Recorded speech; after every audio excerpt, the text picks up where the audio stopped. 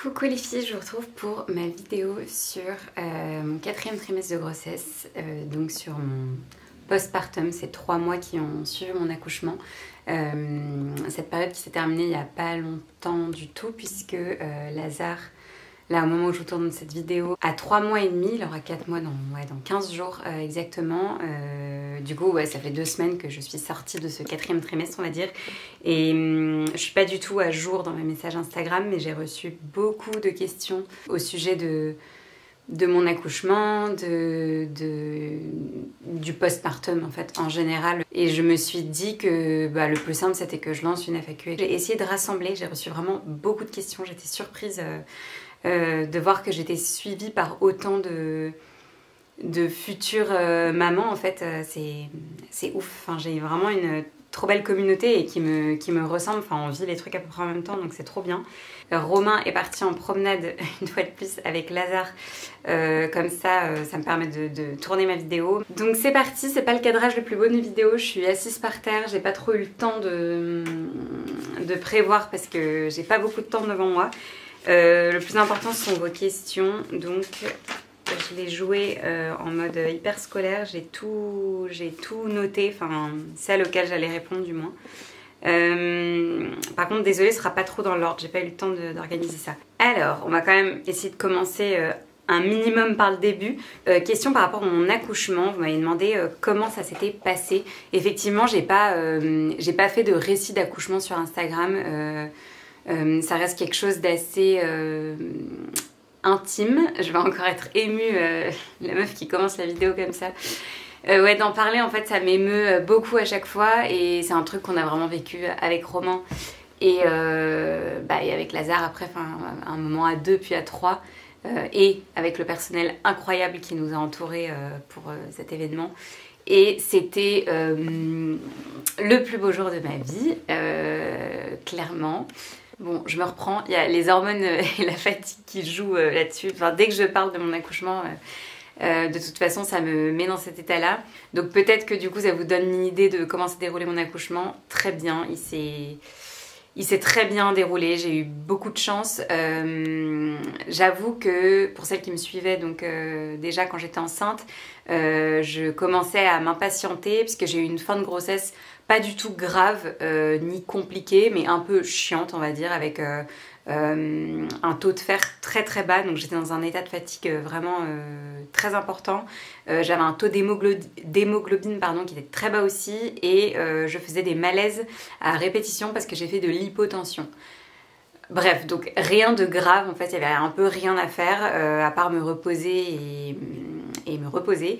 Et le petit Lazare a décidé de rester jusqu'au bout. Donc moi qui étais prête à accoucher un mois en avance puisque on bougeait plus trop, on était vraiment ici sur le bassin, on avait annulé nos week-ends, nos vacances prévues sur la fin, etc. Donc on était là, donc moi j'étais prête, tout était prêt et en fait arrivé au jour du terme il était toujours pas là, donc on a été à la maternité et j'ai été déclenchée parce que Lazare était un gros bébé. Il avait été estimé déjà gros bébé mais il était plus gros que l'estimation qui avait été donnée, ouais, j'ai été déclenchée, j'ai eu un déclenchement assez doux avec des petites pilules. C'est en gros une pilule que vous prenez toutes les 2 heures et vous avez le droit d'en prendre maximum 8 et le déclenchement arrive à un moment donné ou n'arrive pas, c'est le risque et c'est pour ça que ça peut se terminer en césarienne. Donc toute cette partie là pour vous la faire courte m'a beaucoup stressée, mais on était très bien entourés, notamment d'une puéricultrice qui s'appelle Marjorie et qui a été, je sais pas, qui a eu les bons mots, qui a été incroyable avant que j'accouche et qui était là aussi après pour les premiers jours de Lazare. Donc bref, puis même tout le reste de l'équipe en fait, on a été trop bien entourés. Donc cette partie qui a été un peu stressante, finalement je l'ai assez vite oubliée parce que le reste de mon accouchement s'est bien passé. Le déclenchement s'est lancé au bout de la 3e pilule, j'ai commencé à avoir des contractions qui étaient très efficaces. J'ai eu un travail qui a été très très intense. Je sais que c'est un peu mauvais côté du déclenchement. Donc niveau intensité des contractions, régularité des contractions et douleur, etc. Ça a été assez hardcore, mais le travail a été efficace. J'étais trop fière de mon corps. Enfin, je sais pas, c'est ouf quand même ce qu'on est capable de faire. Et du coup, j'ai pu avoir la pause de la péridurale parce que moi, je la souhaitais quand ça a été possible. Et après, ça a été un vrai soulagement. Et la poussée s'est très bien passée aussi. On a eu des petites complications sur la fin. Du coup, j'ai eu une petite épisiotomie. Mais ça, c'est pareil. Je sais pas si... dans celles qui me regardent, si vous êtes comme moi complètement flippé de l'épisiotomie, moi c'était quelque chose qui m'angoissait. L'épisio, la déchirure, je sais pas, ça me faisait très peur. Et en fait, ça a été vraiment le cadet de mes soucis par la suite. Enfin, la nature est tellement bien faite, tout cicatrise tellement bien, etc. que... Bref, je vous en reparlerai un petit peu par la suite dans mes mots qui ont suivi mon accouchement. Mais vraiment, l'épisiotomie, ça m'a pas du tout... ça m'a pas du tout marqué alors que c'était un des trucs qui me faisait le plus peur, quoi. Donc voilà, globalement, je rentrerai pas effectivement dans les détails parce que c'est pas trop ce qu'on souhaite avec Romain, mais mon accouchement s'est bien passé, j'ai été déclenchée. Il est donc né à J+1, donc un jour après le terme. Et au final, maintenant, je me dis que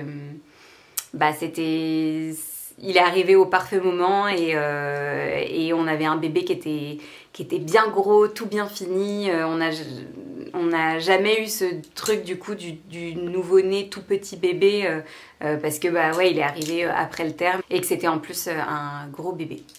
Et du coup, j'ai pas répondu. Est-ce que j'ai eu le coup de foudre pour mon bébé? Oui, énorme coup de foudre. J'ai mis un petit peu de temps à réaliser que c'était mon fils, que j'étais sa maman, que c'était notre enfant. Enfin, j'ai mis un peu de temps à atterrir, mais je pense que... Enfin, j'imagine que c'est normal. C'est un événement tellement éprouvant. Puis j'ai sur mon nuage, en fait, par la suite. Et j'ai mis un peu de temps aussi à envoyer des messages aux gens pour dire que... Enfin, à nos proches pour dire que ça y est, j'avais accouché, etc.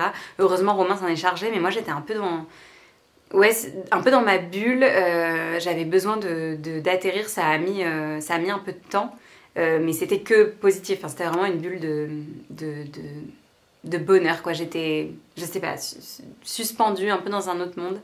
Mais oui, je peux vous dire aussi que, je l'avoue, j'avais peur de ne pas avoir ce coup de foudre, que ce ne soit pas évident, de ne pas trouver mon bébé beau. Enfin, en fait, je me posais plein de questions au dernier trimestre, enfin, du moins pendant la grossesse. Et en fait, quand il est né, c'était... c'est tellement... Bon, je vais m'arrêter là parce que ça m'émeut à chaque fois, mais c'est tellement intense, tellement fort comme ce qu'on ressent, cet amour aussi qui est inexplicable, que... Ouais, c'est pour ça que je dis que c'était le plus beau jour de ma vie, et même le séjour à la maternité, c'était la plus belle semaine de ma vie.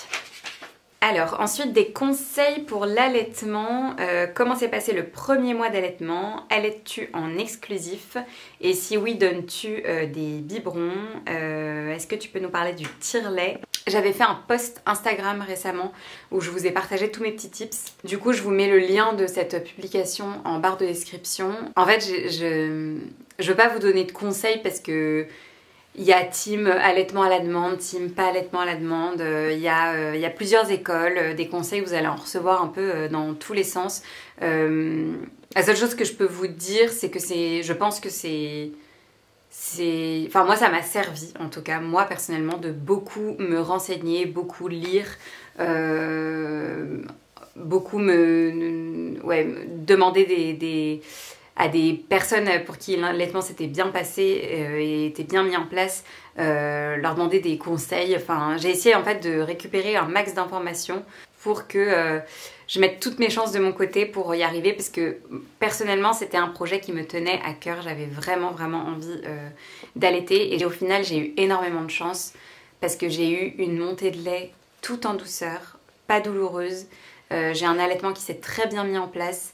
Et ouais, allez voir sous ma publication parce que je parle des quelques trucs que j'ai utilisés ou que j'ai fait qui m'ont permis de ne pas avoir trop de crevasses ou de les limiter, etc.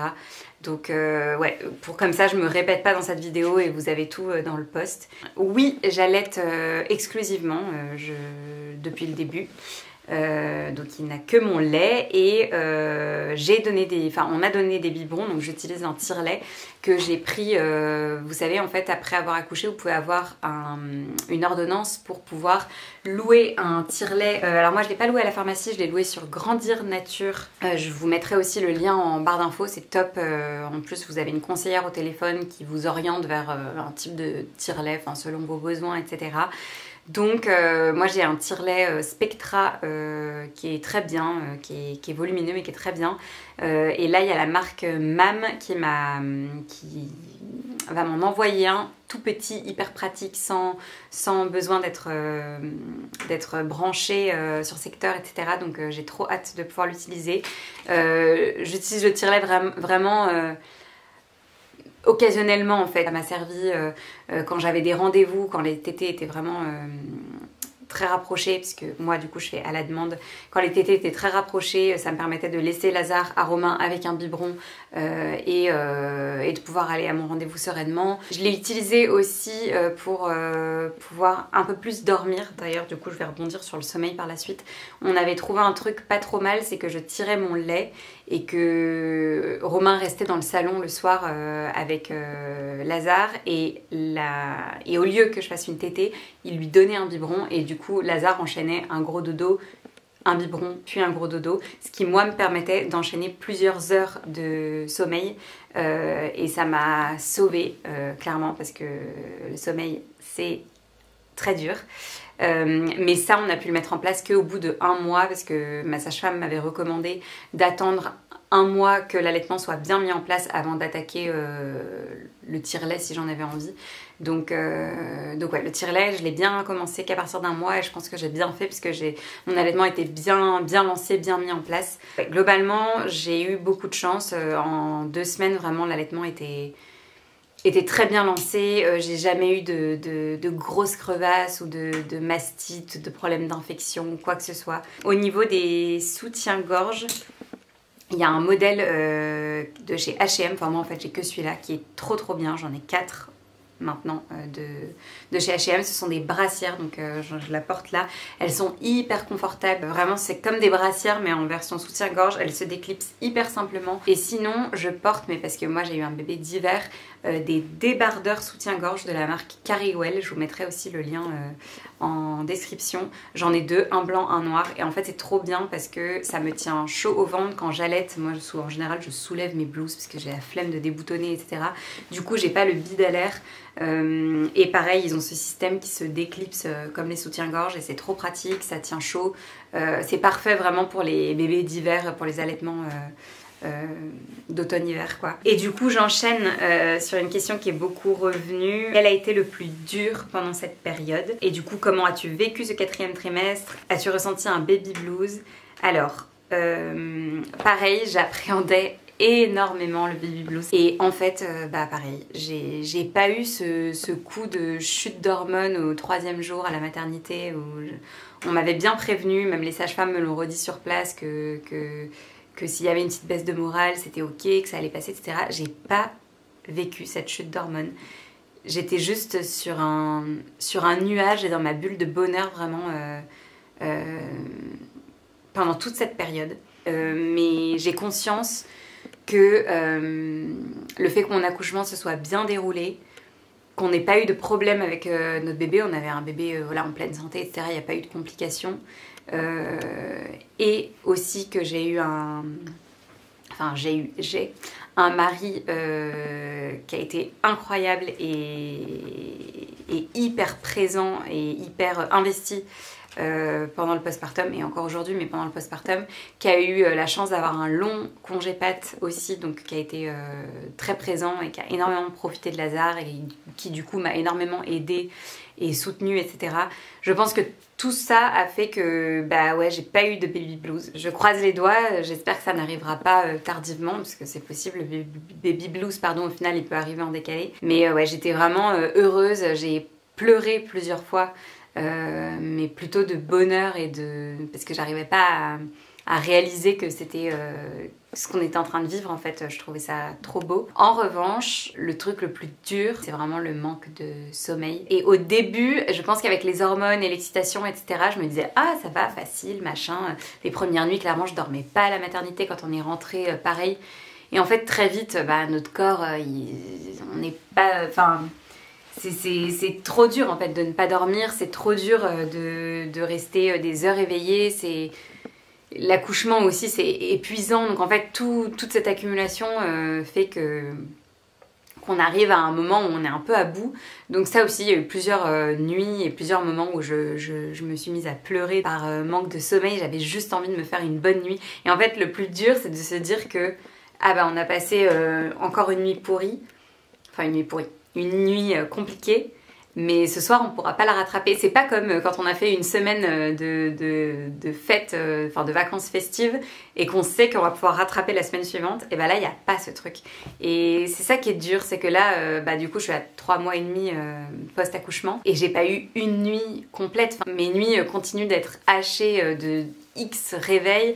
Je fais pas du tout partie de ces mamans qui ont des bébés qui ont fait leur nuit dès la première semaine. Enfin nous c'est pas du tout le cas, mais je sais que je suis plutôt dans la norme, hein. C'est plutôt normal qu'un bébé ne fasse pas ses nuits. D'ailleurs on adore cette question, est-ce que alors il fait ses nuits que tout le monde nous pose. Non, il fait pas ses nuits et c'est normal et c'est ok, mais juste c'est épuisant et il n'y a pas de problème de le dire, il n'y a pas de problème de pleurer pour ça. Enfin, j'ai pas fait un baby blues, j'allais très bien, je vais très bien, mais pour autant, c'est épuisant et c'est très fatigant d'être en dette de sommeil comme ça. Du coup, on m'a demandé comment j'arrivais en gros à gérer ce manque de sommeil, est-ce que j'avais des conseils, etc. Et ah oui, et est-ce que j'avais fait de l'hypervigilance, vous savez, quand vous n'arrivez pas à dormir parce que les bruits, les mouvements de votre bébé, etc. vous dérangent et que ça vous stresse, ça vous fait peur. Alors ça pareil, j'étais hyper flippée d'être en hypervigilance. Et en fait, je pense que j'étais tellement fatiguée, plus apparemment les hormones sécrétées via l'allaitement favorise l'endormissement, que les moments où Lazare dormait, j'arrivais moi à dormir, à me rendormir vraiment dans un sommeil profond et à récupérer entre guillemets vraiment bien quand il dormait. Donc ça c'est cool. Et c'est pareil, j'allais dire, j'ai pas de conseils à vous donner parce que nous c'est notre premier bébé, donc on n'a pas d'autres enfants en bas âge à gérer et ça change tout. Et l'autre point c'est que Romain a eu un long congé patte, donc il a été très présent et du coup, mon conseil c'est d'aller dormir dès que vous pouvez, d'aller dormir dès que votre bébé est gardé par le papa ou par votre maman ou un proche ou autre, d'aller dormir, d'aller vous reposer, et que quand votre bébé dort, d'essayer de dormir. Et je vous dis ça, quand Lazare dormait, Romain il me forçait à aller dormir parce qu'il y avait des moments où j'avais du coup envie de prendre un peu de temps pour moi, de profiter du moment où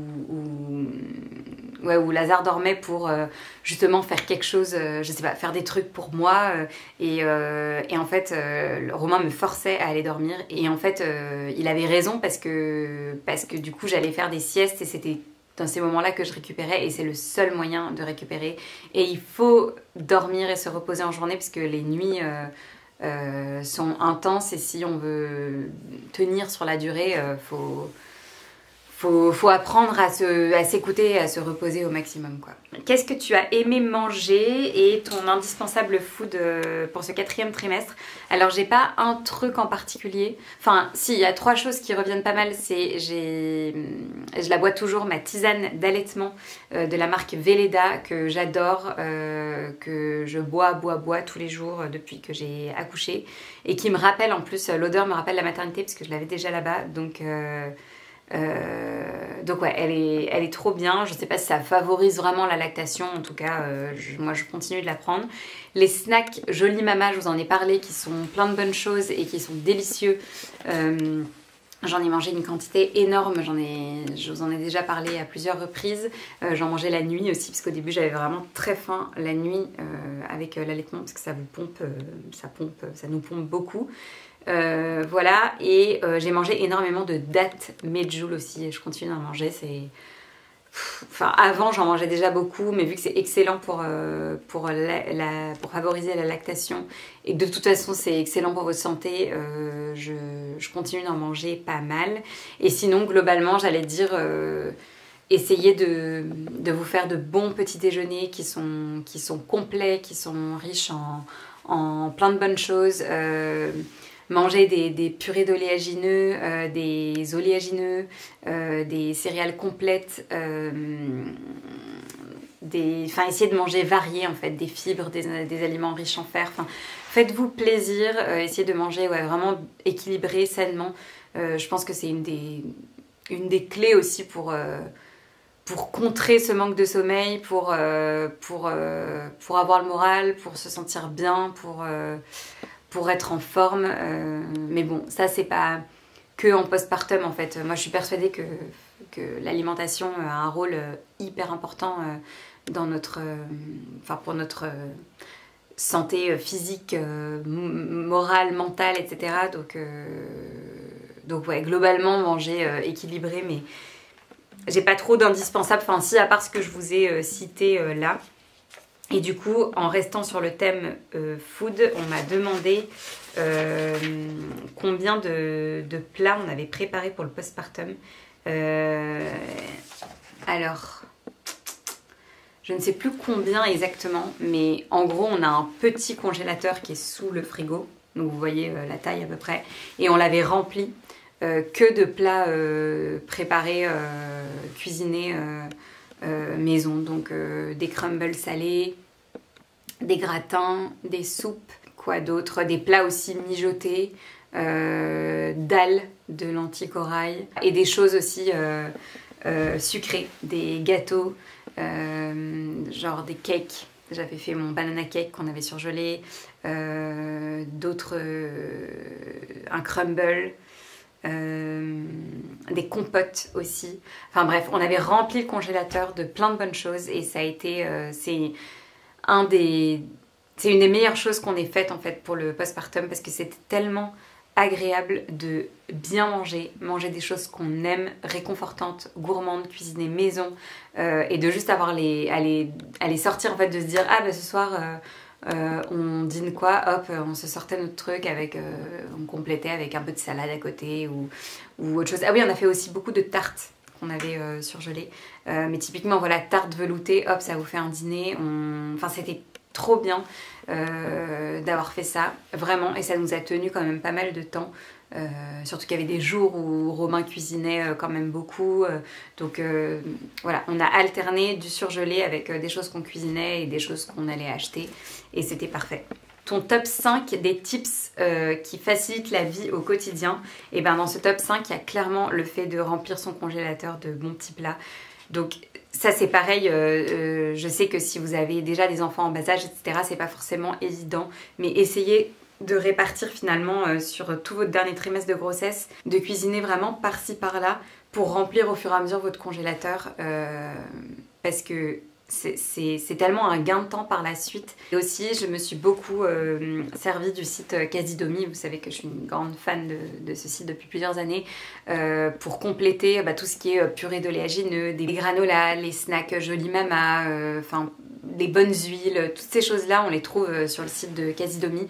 Et du coup, c'était hyper pratique de commander régulièrement et de me faire livrer des produits qui nous manquaient. Donc voilà pour le premier tips. Le deuxième, c'était l'idée de Romain et on s'en sert toujours. On a créé une note, vous savez, on a tous les deux un iPhone, mais du coup je sais pas si c'est possible autrement, mais en gros on a créé une note qu'on s'est partagée. Vous pouvez partager les notes, donc on a cette note en commun sur nos deux téléphones et qui nous a permis de noter au début les heures des tétés, des couches changées, des pipis, des cacas, etc. Même si ça on les note plus du tout par la suite, mais aujourd'hui on continue de s'en servir pour noter les rendez-vous de Lazare, quand il y a des choses, je sais pas, vaccins, des vitamines à lui donner, des trucs, des trucs en particulier à faire, on les note dedans. Moi je traque aussi toutes enfin les tétés, de voir à chaque fois droite, gauche, quel sein j'ai donné, de voir un petit peu aussi les réveils la nuit, quand est-ce que ça enfin si ça s'espace à peu près, enfin ça me permet d'analyser un petit peu, de me faire mon petit truc, et du coup c'est trop bien d'avoir cette note qui est partagée. On s'en sert énormément avec Romain et tout s'actualise au fur et à mesure chacun sur nos 2 téléphones, donc c'était une trop bonne idée qu'il a eue et je trouve que c'est un bon tips à partager. Ensuite, en 3e tips, ça peut paraître évident, mais le coin à langer, d'ailleurs vous m'avez demandé d'en parler, je pense que je vous montrerai ça dans un prochain vlog. Le coin à langer de Lazare, je trouve que plus il est clean et complet tout au long de la journée, c'est-à-dire le pot à coton qui est plein, les couches, enfin le truc à couches qui est rempli de couches, un lange à côté s'il fait pipi pendant qu'on le change pour qu'on puisse mettre un lange, enfin en fait qu'on ait tous les trucs à disposition, la poubelle qui est prête en dessous, etc. Que tout soit toujours clean, des bodys propres dans le premier tiroir. Bref, que le coin à langer soit toujours organisé. Donc j'essaye un peu au fur et à mesure après chaque change de bien checker que tout soit ok pour le prochain change. Voilà, mais ça c'est dans mes côtés un peu peut-être maniaque et un peu je cherche mes mots. Ça c'est un problème depuis l'accouchement, je cherche mes mots tout le temps. Mais bref, vous voyez, un peu zinzin de l'orga et tout ça, mais en tout cas, moi, c'est un truc que je recommande.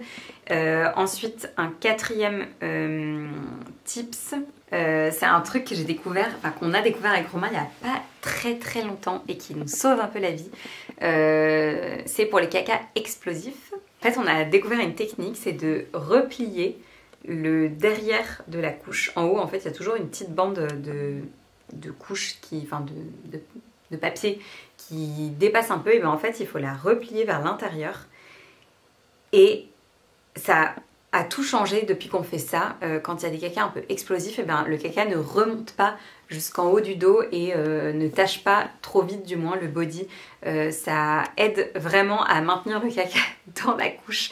C'est hyper glamour tout ce que je vous dis, mais quand on a découvert ce type, c'est qu'on s'est dit bon, on va tester. Ça nous paraissait un peu bébête et en fait ça aide vraiment. Donc je sais pas si c'est très clair. Faudrait que je vous trouve. Je sais qu'il y a des. En fait, j'ai découvert ça sur Instagram. J'ai vu un reel passer qu'une copine m'a envoyé et en fait on a testé et ça marche plutôt bien.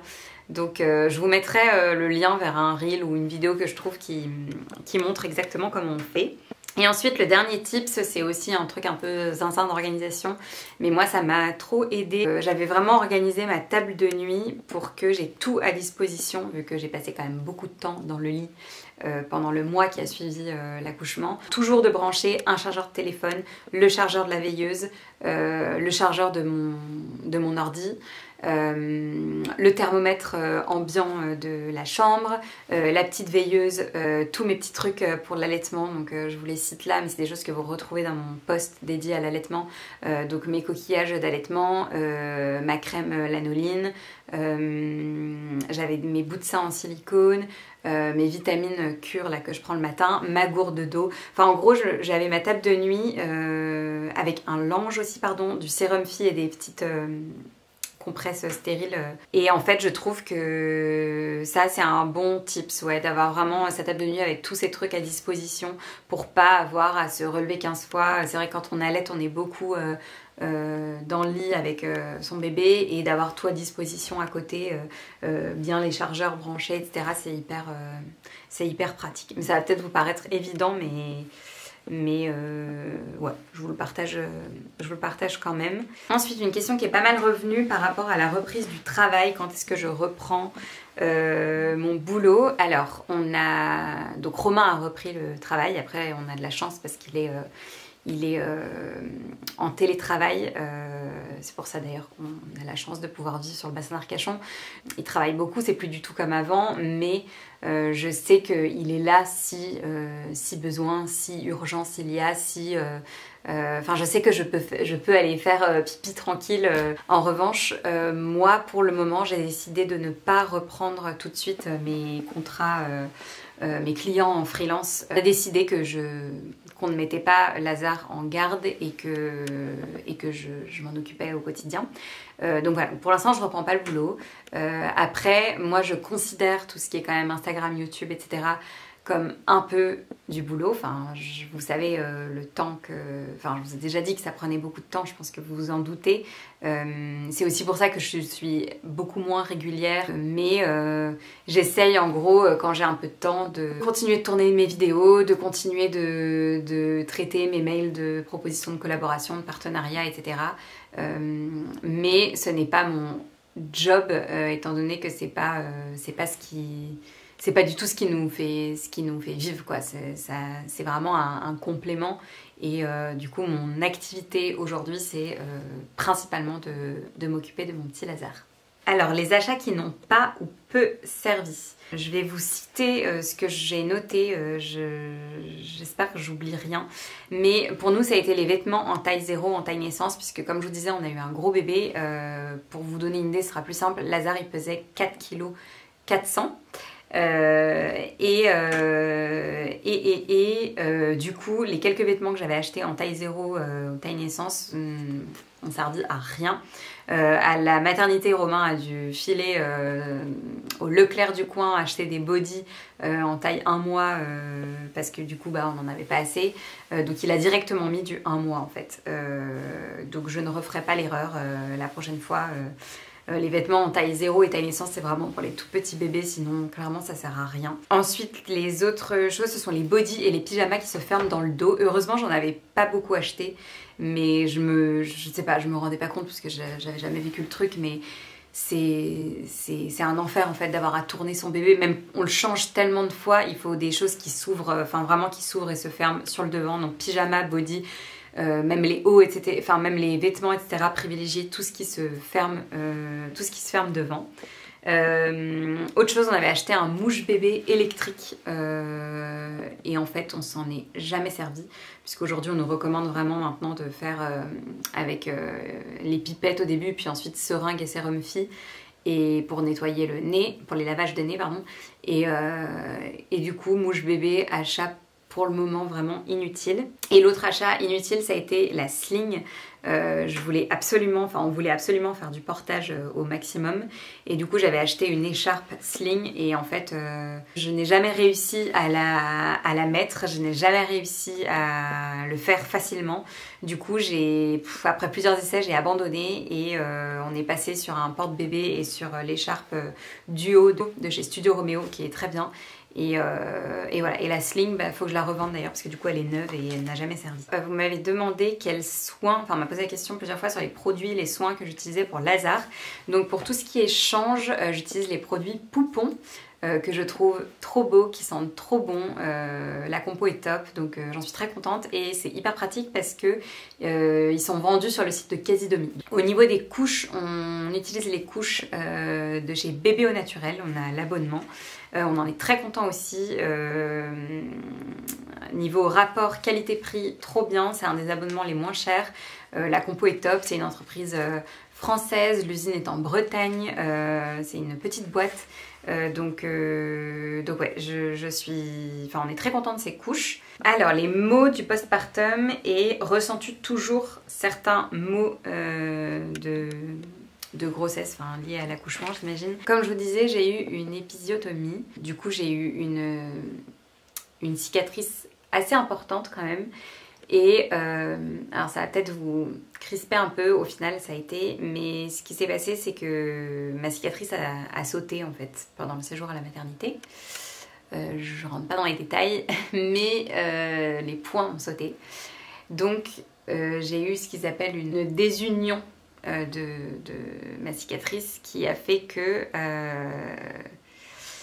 ça a été douloureux et très long à recicatriser. Là actuellement à 3 mois et demi post-accouchement, c'est toujours pas parfaitement cicatrisé mais c'est en cours donc voilà, il faut être un petit peu patient, mais voilà, il y a eu ça, mais qui finalement, enfin j'ai beaucoup mieux vécu que ce que je pensais. J'ai aussi eu un gros œdème lié à la poussée, à la sortie de ce gros bébé. Pareil, je trouve que ça c'est passé en fait très vite et de mettre du froid à la maternité, des grandes serviettes, enfin moi mon tip c'était que je vous conseille, c'était vraiment de demander aux puéricultrices et aux sages-femmes de m'apporter des serviettes hygiéniques passées au congélateur et en fait le froid ça a vraiment permis de soulager et de tout faire dégonfler. Donc l'œdème est passé assez vite finalement, mais c'est quand même assez impressionnant au début. J'ai eu pas mal de courbatures, mais bon, je pense que comme tout le monde, on a un peu l'impression d'être passé sous un camion après l'accouchement. Donc ouais, pas mal de courbatures, mais c'est pareil, c'est passé assez vite. Après, comme je vous disais, j'ai eu quand même pas mal de chance avec l'allaitement. J'ai pas eu tellement de grosses crevasses, etc. J'ai eu, j'ai eu des petites crevasses au niveau des tétons, mais qui ont très vite été à chaque fois soulagées grâce au coquillage d'allaitement et à la crème lanoline et au fait de rester à l'air libre et aussi de se tartiner de lait maternel à fond. Donc tout ça a fait que ça a été, enfin ça n'a pas été des trop grosses douleurs. Il y a quand même les tranchées, les contractions qu'on a lorsqu'on allaite. Alors c'est assez intense et douloureux et en même temps j'étais contente de les avoir parce que je savais que l'allaitement était efficace et que mon utérus se remettait en place puisqu'à chaque contraction c'est en fait votre utérus qui est en train tout rebouge, tout se remet en place, donc c'est que positif, mais c'est pas hyper agréable quoi.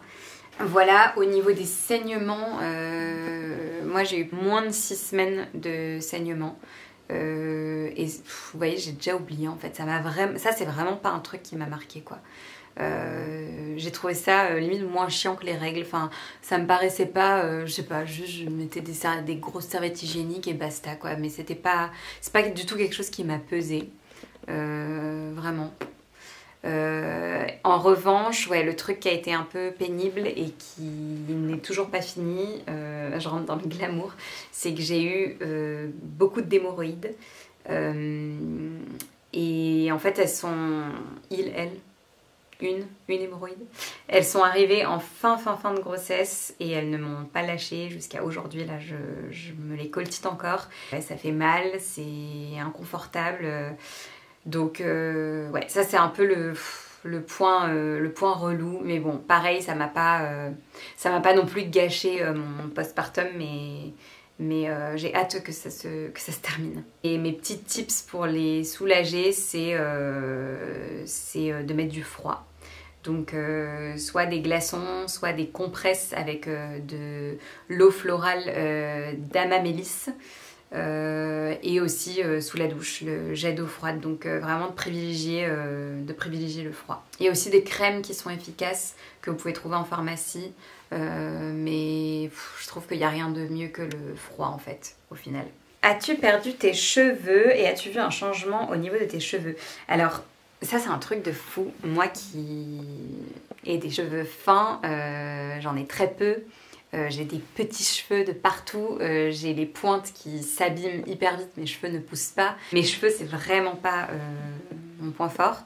Et alors depuis la grossesse et alors encore plus depuis l'accouchement, et en fait je pense que c'est l'allaitement, ce sont les hormones de l'allaitement. Je n'ai jamais eu une chevelure pareille, mes cheveux sont hyper résistants, beaucoup plus hydratés, beaucoup plus épais. J'ai plus du tout les petits cheveux que j'avais ici, enfin maintenant j'ai de la longueur de partout. Je n'ai plus du tout de démangeaison sur le crâne, j'ai plus du tout le cuir chevelu sensible. Enfin j'ai jamais eu des cheveux comme ça, donc je sais que ça ne va pas durer. Je me doute que quand je vais arrêter d'allaiter, je vais avoir une chute d'hormones et je vais perdre mes cheveux très certainement et ils vont redevenir comme avant, fin, fragile et tout ça. Mais du coup, pour l'instant, j'en profite. Je profite de ces cheveux que je n'ai jamais eus. Il faudrait peut-être que je sois enceinte tout le temps ou que j'allaite tout le temps, je sais pas, mais c'est un truc de fou. Je m'attendais pas à avoir des cheveux comme ça. Donc pour l'instant, j'ai pas de complément alimentaire ou quoi à vous conseiller. Je verrai ce que je mets en place par la suite. As-tu réussi à perdre tes kilos de grossesse? J'ai reçu beaucoup de questions en fait à ce sujet-là. Est-ce que cela a coûté beaucoup d'efforts pour retrouver ta belle silhouette? c'est gentil. Au bout de combien de temps as-tu pu reporter des vêtements normaux, pas de grossesse? Quand as-tu repris le sport et à quelle fréquence? Ta perception du corps qui change. Alors, j'avais effectivement assez peur de mon corps, enfin du changement de mon corps déjà pendant la grossesse, mais ça je vous en avais parlé, au final je l'ai bien vécu. Et j'ai quand même pris, tout le monde me disait ah t'as pris que dans le ventre, etc. Mais j'ai quand même pris 13 kilos, donc je fais pas partie de ces femmes qui ont pris 7 petits kilos, pas du tout, j'ai quand même pris 13 kilos. Mais c'est vrai que c'était plutôt bien réparti au final. Et j'avais peur de mon corps en postpartum. Et en fait, je sais pas, ça a été tellement l'événement le plus beau de ma vie que j'ai bien accepté mon corps après l'accouchement. Alors que je vous partagerai pas des photos là ici, parce que je suis à moitié à poil à chaque fois dessus. Mais j'ai pris beaucoup de photos en fait après avoir accouché. Et c'est impressionnant le ventre qui reste... Enfin moi j'ai vraiment eu le ventre qui restait gonflé et volumineux quand même plusieurs mois en fait après l'accouchement. Pour vous dire là je ne remets pas mes jeans et mes pantalons d'avant. S'il y a un pantalon que je remets parce qu'il était un peu trop grand avant, et il y a des pièces que j'avais achetées et que j'attendais de porter, que là je porte enfin, mais ce sont pas mes fringues, ce ne sont pas mes pantalons d'avant. Globalement là je porte encore une taille au-dessus, j'ai le ventre qui est encore un peu gonflé. Avant ça j'avais racheté des jeans de taille vraiment au-dessus. Parce que j'en pouvais plus d'être en legging, et je mettais des jupes que j'avais d'avant mais qui ont la taille élastique. Quasi les 2 mois post-accouchement j'étais en legging en fait, c'est pour ça que j'en avais un peu marre à la fin. Mais donc oui, j'ai rattrapé en fait, mon corps avait l'air d'être redevenu comme avant, mais mon ventre est resté gonflé assez longtemps. Après c'est normal, j'avais un ventre énorme en fin de grossesse, je suis un petit gabarit et j'avais un ventre vraiment très gros parce que j'ai eu un bébé de 4,4 kg, donc tout ça est logique en fait. Mais le corps est assez fou parce que je vous disais donc que j'ai pris 13 kilos. Et en fait, en rentrant de la maternité, quand je me suis pesée, j'avais déjà perdu presque 9 kilos. Donc c'est un truc de fou. Enfin... Alors oui, il y avait ce gros bébé, plus le placenta, tout le liquide amniotique. Enfin, il y a plein de choses qui sont parties et qui ont fait que j'ai perdu quand même pas mal de poids rien qu'en accouchant.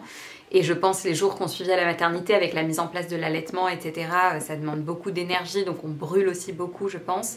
Je sais que l'allaitement aussi favorise la perte de poids. Mais du coup, là, aujourd'hui, à 3 mois et demi post-accouchement, j'ai perdu tous mes kilos de grossesse. Je suis même à moins 1 kg par rapport à mon poids avant grossesse. Mais j'ai pas récupéré complètement mon corps d'avant, donc... parce que je me suis pas complètement remusclée, etc. Donc forcément, je pèse un peu moins. Je pense que je vais reprendre du poids en me remusclant. Et j'ai rien fait en fait, parce que j'ai vraiment attendu là, tout récemment, le go de ma sage-femme pour reprendre le sport en douceur. J'ai vraiment rien fait, je me suis reposée au maximum. On est toutes différentes. Que l'allaitement favorise la perte de poids, c'est certain. Parce que ça aussi en fait, j'ai jamais autant mangé que depuis que j'ai accouché, parce qu'avec l'allaitement j'ai trop faim. Je mange beaucoup plus qu'avant en fait, je me resserre, je me fais vraiment des grosses quantités, des grosses portions. C'est assez dingue, j'ai pas de conseils à vous donner. Parce que j'ai rien fait de spécial. Après, je vous le dis, je vous montre pas mon corps toute nue, donc vous voyez pas, mais mon ventre a mis vraiment du temps à se remettre et c'est pas encore remis. Donc oui, j'ai retrouvé ma silhouette d'avant. Mon corps n'est pas le même qu'avant, mais c'est normal qu'il ait changé aussi. Mon bassin s'est élargi parce qu'il a fait passer ce gros bébé. Enfin, évidemment que mon corps a changé, mais je le vis bien parce que je suis trop fière. Je suis trop fière d'avoir mis au monde ce beau et gros bébé. Et du coup, j'ai pas répondu, mais pour le sport, je viens tout juste là de reprendre en gros à 3 mois. Puisque ça fait à peu près 2 semaines que j'ai repris. J'ai eu le go de ma sage-femme pour reprendre le pilate et le yoga en douceur. Du coup, je continue les séances de la chaîne YouTube qui est gratuite et qui est trop bien Pregnancy and Postpartum TV, avec que les séances qui sont spéciales pour le postpartum. Donc c'est vraiment tout spécial postpartum, donc c'est trop bien, vous risquez pas de vous faire mal. Les séances sont trop bien et surtout ce sont des séances qui sont courtes, c'est entre 10 et 25 minutes maximum. J'arrive à en caser en fait par-ci par-là parce que pour l'instant Lazare il fait des siestes qui sont courtes et je l'ai beaucoup avec moi en portage, etc. Même, enfin je veux dire je l'ai encore beaucoup avec moi en portage, etc. Mais parfois quand il est en éveil à côté de moi ou qu'il fait une sieste sur son papa ou que j'ai réussi à le faire dormir dans son couffin, et ben j'en profite pour faire une petite séance. Mais du coup ce sont des petites séances de 10 minutes, de 15 minutes, de 20 minutes grand maximum. En général je les case un peu par-ci par-là, je me dis que le tout c'est de reprendre en douceur, d'être régulière et puis ça me fait du bien aussi moralement. Et j'ai vraiment envie de vraiment continuer à re-bien tonifier mon périnée, à remuscler toute ma sangle abdominale, etc. Mais aussi de me muscler bien le dos, les bras, etc.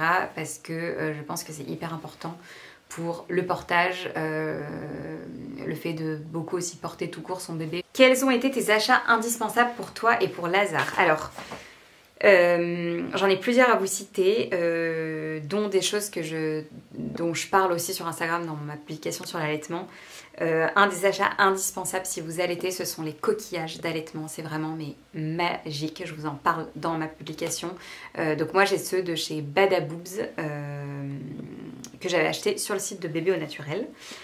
Ensuite, un autre indispensable pour moi, c'est d'avoir une veilleuse, indispensable pour la nuit, que vous donniez le biberon ou le sein. C'est vraiment l'accessoire qui nous a énormément servi à la maternité, par la suite ici, et qui nous sert encore aujourd'hui, pour pas mettre une grosse lumière la nuit, pour garder un peu votre bébé dans l'obscurité, pour pas déranger aussi la personne à côté de vous qui dort, etc. Le troisième achat indispensable, ça a été le porte-bébé. Alors moi j'ai à la fois un porte-bébé de chez Rookie, dont Romain se sert énormément, et j'ai l'écharpe Duo de chez Studio Romeo, dont moi je me sers aussi beaucoup. Donc ces deux accessoires porte-bébé, donc je dirais un porte-bébé tout court, que ce soit pour vous la sling si vous préférez, ou un autre type d'écharpe ou un porte-bébé, peu importe. Le coussin d'allaitement aussi, qui est pour moi un indispensable si vous allaitez, mais aussi si vous donnez le biberon, mais bon, surtout si vous allaitez, vu le nombre de tétés qu'il peut y avoir au début de jour et de nuit. Moi je suis très contente du mien, c'est un Conscious Lloyd dont la compo est top, il n'est pas trop gros, je m'en sers encore beaucoup aujourd'hui. Donc voilà, il est très bien, je vous mettrai le lien en barre de description et il est très joli. Ensuite j'ai noté, je vous en ai parlé aussi sur mon post sur Instagram, c'est un cache pour les yeux qui est tout doux. Vous en avez en soie, le mien c'est synthétique mais c'est tout doux.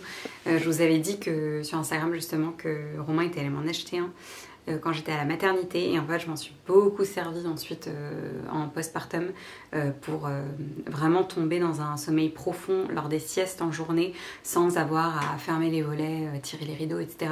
Voilà, je filais dormir quand j'avais un peu de temps, et de me mettre ça sur les yeux, j'étais dans le noir profond et je m'endormais beaucoup plus vite, donc ça m'a vraiment beaucoup aidé pour les siestes, donc je le mets dans mes indispensables parce que ça a été un peu une révélation ce truc là. J'ai aussi noté le thermomètre de la marque Philips, c'est une petite fleur, c'est une copine qui me l'avait recommandé. On l'a acheté un peu en décalé, on en avait un autre avant mais qui était nul, et celui-ci il est vraiment trop bien, il est aussi bien pour le bain, enfin il est très bien fait, c'est à dire qu'il flotte. Donc il n'est pas enfoncé dans l'eau, donc il est top, et il est aussi ambiant, donc nous on s'en sert donc aussi bien pour le bain que pour la chambre. Et c'est vrai qu'on a pas mal bougé depuis la naissance de Lazare, là, les 3 mois qui ont suivi sa naissance, entre Noël, après pour le présenter un peu dans la famille, chez nos amis, etc. On s'est fait aussi un week-end où on était à l'hôtel, donc on trimballe ce thermomètre de partout qui nous permet de toujours checker la température de la pièce dans laquelle il dort. Voilà, pour nous c'est important. j'essaye de vraiment faire en sorte qu'il dorme dans une pièce où il fait 18 degrés. Donc ouais, je trouve que c'est très utile d'avoir ce petit thermomètre qui permet de toujours voir quelle température il fait et du coup d'adapter le pyjama, enfin le type de pyjama, velours ou pas, le type de gigoteuse pour qu'il n'ait ni trop chaud ni trop froid. Un autre indispensable, c'est parce que nous on ne vit pas en ville comme on pouvait vivre à Paris avant et qu'on a une voiture et qu'on fait beaucoup de choses en voiture. C'est un investissement mais vraiment c'est trop pratique, c'est la base, une base fixe qui est dans la voiture et qui vous permet de clipser le cosy en fait en 2-2 et de pas avoir la ceinture à passer ici en dessous machin. Quand vous prenez peu la voiture ça va très bien, mais quand vous utilisez souvent votre voiture c'est vraiment trop pratique. Enfin, en 2-2, hop, vous clipsez le siège auto sur la base. Donc nous, c'est une base Cybex qui va avec le cosy Cybex qu'on a. J'ai une dernière question qui est revenue tourner différemment, mais c'est le fait d'avoir du temps pour moi et de prendre soin de moi. Donc comment je fais pour continuer à prendre autant soin de moi avec un petit bébé? Comment je fais pour garder du temps pour moi, ouais, c'est surtout prendre soin de moi en fait et avoir un peu de temps pour moi. Alors, une fois de plus, je sais que, enfin ça revient toujours au même point, mais c'est que j'ai Romain qui télétravaille et qui est présent à la maison et qui a eu un long congé patte. Donc ça joue, c'est sûr. L'autre point, c'est quand même que c'est notre premier bébé, donc on n'a pas d'enfant en bas âge, ça c'est toujours aussi le même point. Le troisième point, c'est que gardez quand même toujours en tête que ce que vous voyez sur Instagram, c'est justement c'est les moments où j'arrive à faire quelques petites stories, où j'arrive à vous partager quelque chose. Les vidéos que je filme, j'ai pas envie de vous les filmer pas maquillée, quand je suis pas lavée, quand je suis habillée n'importe comment.